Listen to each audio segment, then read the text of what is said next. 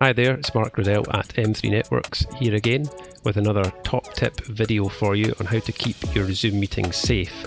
Now, with all the bad press that Zoom's been getting recently, especially to do with Zoom bombing and other kind of security issues, I thought it might be quite good to show you some tips on what you can do to keep your meetings safe. So I'm going to run through some tips just now, and then later in the video I'm going to show you actually how to implement these tips in your Zoom account.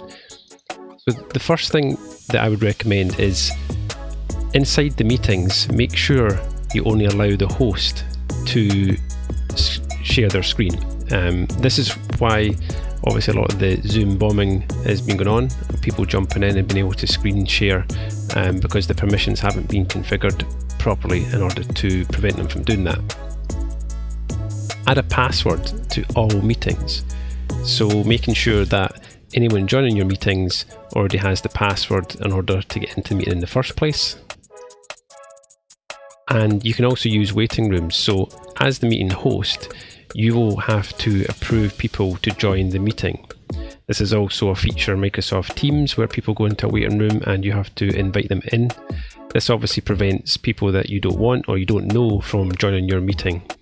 Now, it's worthwhile saying that you don't have to do the password and the waiting room. You can do one or the other. If they have a password to join the meeting, then generally they're going to be someone that you know already, or you can use the waiting room. You could do both, but they kind of one or the other would probably solve the problem for you.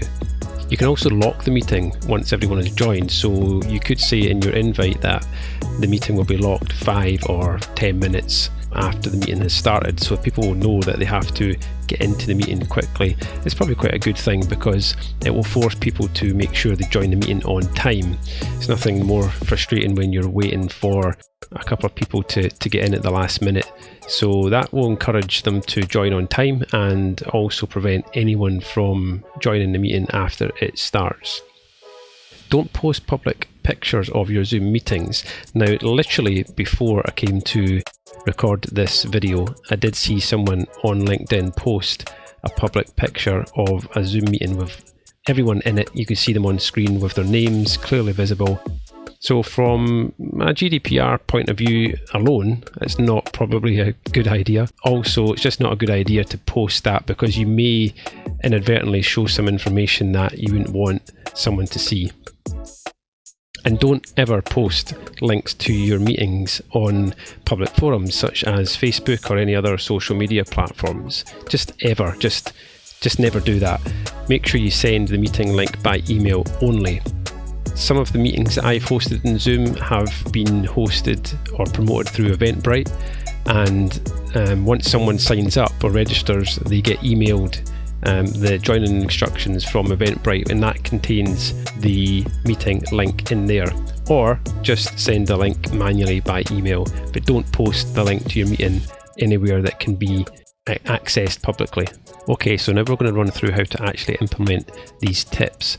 You have to log into Zoom on their web browser. You can't access this settings panel from the app on your machine, so you have to go to zoom.us and log in with your account. Now, once you're logged in and go into the settings, if you keep scrolling down, you'll eventually get to the screen sharing option here. This is what it looks like by default. So screen sharing is on, but this is what we want to change. You need to change who can share their screen.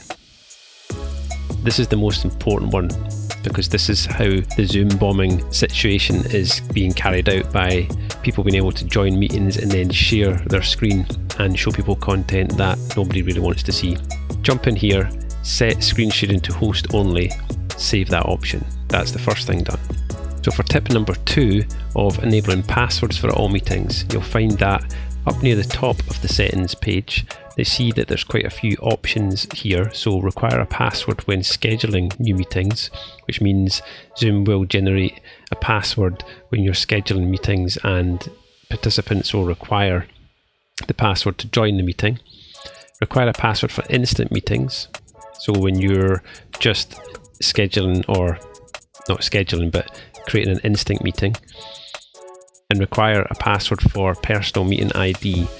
And this has a couple of options of whether this is only for meetings with join before host enabled, so whether people can join the meeting before you do as the host, or all meetings.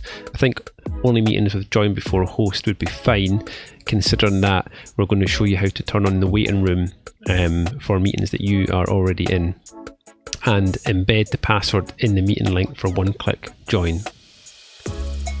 You can turn on require password for participants joining by phone as well, but I think at the moment with people working from home, most people are using it through their desktop.